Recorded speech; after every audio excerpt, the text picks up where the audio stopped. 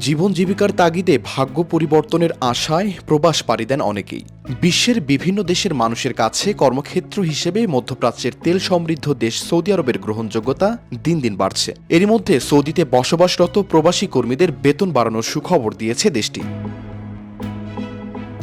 বুধবার গালফ নিউজের এক প্রতিবেদনে জানানো হয়, নতুন বছরে কর্মীদের বেতন বাড়ানোর সুখবর দিয়েছে সৌদি সরকার। ২০২৪ সালে কর্মীদের গড়ে ৬% বেতন বাড়তে পারে। সম্প্রতি সৌদি সরকার দেশটিতে অবস্থানরত কর্মীসহ নতুন নিয়োগপ্রাপ্ত দক্ষ কর্মীদের বেতন বাড়ানোর প্রসঙ্গে ঘোষণা দিয়েছে। দেশটি ভীষণ ২০৩০ লক্ষ্যমাত্রাকে সামনে রেখে কর্মক্ষেত্রে অভিজ্ঞদের গুরুত্ব দিচ্ছে। এরই অংশ হিসেবে অর্থনীতিতে ব্যাপক পরিবর্তন আনা হচ্ছে এবং হাইড্রোকার্বন কমানোর ঘোষণা দিয়েছে দেশটি। জনশক্তি বিশেষজ্ঞ কোপার ফিচ বলেন, সৌদি আরব উন্নয়নে ব্যাপক নজর দিচ্ছে। $৫০০ বিলিয়ন ব্যয়ে নিয়ম সিটি, রেড সি প্রজেক্ট এবং আল উলার উন্নয়ন কার্যক্রম চলছে।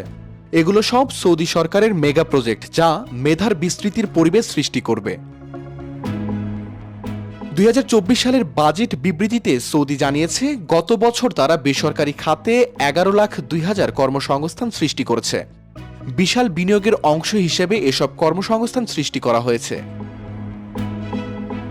দেশটি কর্মক্ষেত্রে নারীদের অংশগ্রহণও বাড়িয়েছে।